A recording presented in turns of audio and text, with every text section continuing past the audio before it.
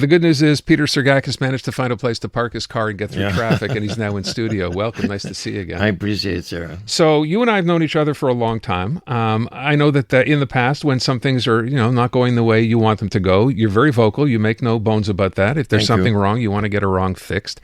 And I think in this latest story, first of all, I should mention beyond being a businessman on your own, you have bars, you have restaurants. Many. You're also the head of the Restaurant and Bar Association provincial. That's right. And the owners are calling me. Right. So what's happening is, and we've heard these sort of stories being reported on a regular basis, fires being set, people being threatened in stores, whether it's a bar or a restaurant. And what we begin to understand is they're trying to be extorted. There are gangs now.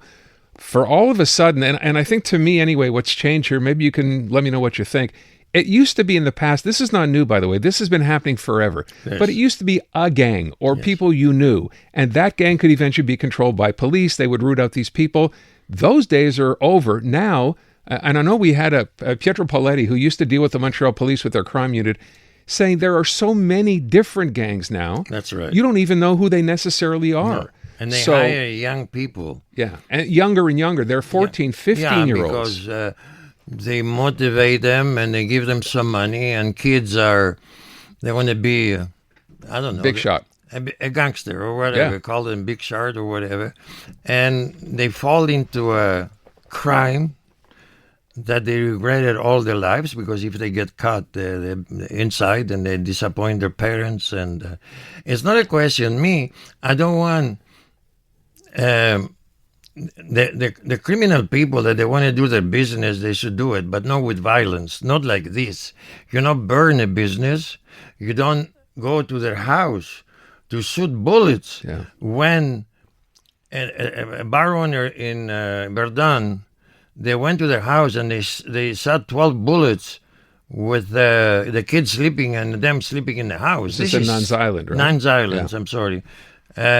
So this is serious business. I mean, this should not exist in province, Quebec, and Canada. So you talk about the fact that people within the organization are calling you, you're the head guy, and saying to you, this is going on, this has to stop. That is, anybody can do anything. And I figure, I took the risk, and I say true, but I don't care. If there's something that it has to be done, I'm going to do it. And I worry about the consequences after. Okay, which is what you've done here. But you also sent a letter. You've gone public now. You're talking about this, that's saying something has to be done. Fadi Daguerre, who's the Montreal police chief, we've had him on the show before. People ask the same question. Look, you find the people who have done this sometimes. You actually catch them.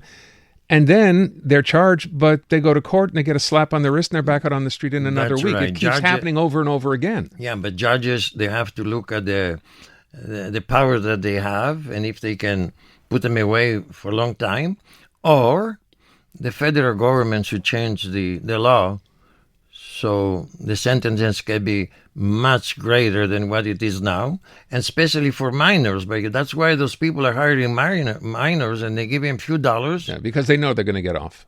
Yeah. Even if they're caught. And the young people don't care. They wanted to be somebody, I guess. They want to do that, and that's what is happening here. But it's a serious problem. It's a serious problem. Somebody has to do something, and that's where I took it upon me to move the politicians around. And So let me say what you did. You sent a letter to Francois Bonnardel. He's the public security minister provincially. He actually wrote you back. You showed me the letter that he sent you. He talked about it and by the way, it's like a 3-page letter. He didn't dismiss it and say, we'll get back to you, we'll do it. So I guess you're happy with that. He took it seriously, but me, I'm going to write him back, thank him for answering me back, but I want results. I want to see results. I don't send letters out to the politicians and blah, blah, blah. They're going to, majority of them, that's what they do. I want results now. So what do you want to see happen? He's aware of what's going on. He wrote you back. What do you want to say? But this is between him.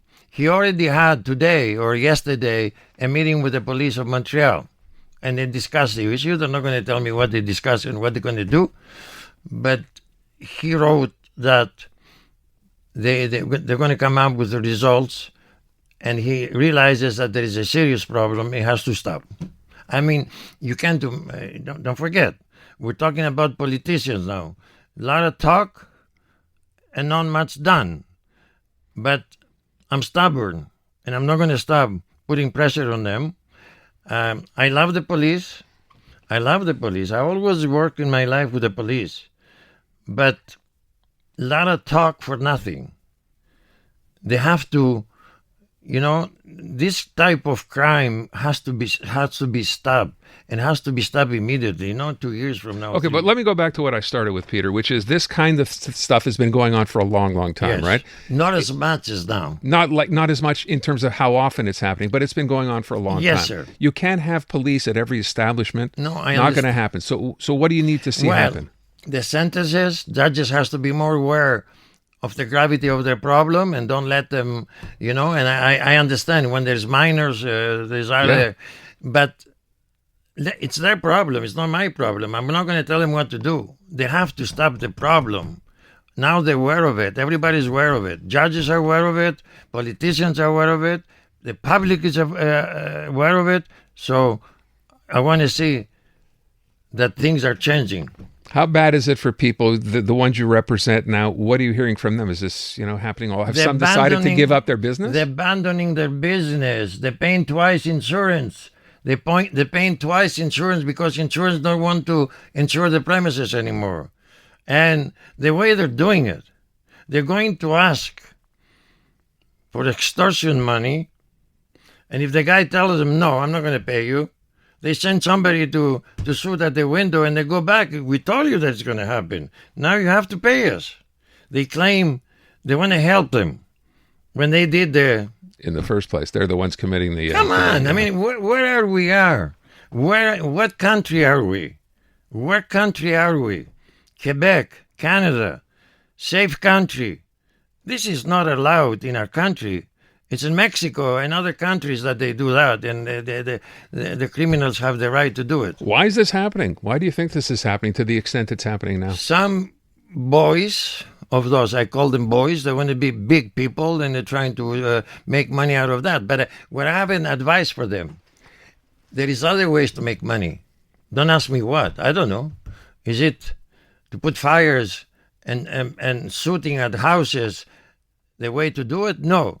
Do other things to survive, because those people, they're always going to exist. They're always going to want money without working. So they do other things, less violent, but not continue doing that because they're disturbing our business in our world. Have you heard from some of your members in the association who are just simply saying, no, I don't want to do this anymore, I'm going to get out? Yes. I heard, yes. And I can't tell you which places, because a lot of places. And it's bad. They can continue with the threat that somebody's going to shoot in their places or in their homes. Okay. You asking for a meeting with the police as well? You got a reaction Yes, from the but provincial minister. I hope I get a meeting. But last time I had a request to meet the police for the homeless people. They never answer me. Never, never, never. The police have different mentality.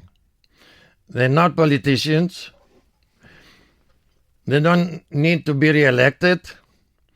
So Sergakis is saying something, they don't take it seriously. Okay. Politicians are going to take it more seriously because they want to have a good reputation and everything. But certainly, by virtue of the letter that you showed me from the provincial minister, this was, as I said, it was not a blow-you-off letter like, thank you for writing. I'm going to send him a letter tomorrow and thank him. And it was a very positive letter. And I'm going to ask him to continue negotiating with the police and get the results done. I got to wrap up. What's your advice to people who are in this business, bars, restaurants, who are seeing this happen to friends, to neighbors? What do you tell them to do? I'm telling them not to pay anybody. They don't have to pay extortion to nobody, and report it to the police. But they're afraid. They're afraid. The people are afraid. The small business are afraid. Now you're going to tell me, maybe you're going to have a question for me. You're not afraid? It's not a question of being afraid, man. I'm not telling them they can do their activities, but not this way. This is really extreme, dangerous, destroying lives. Destroying lives. One of my restaurant owner who has multiple restaurants, he left to go on vacation for the month, because after that, to be far off the country, And when he comes back, he's stopping everything.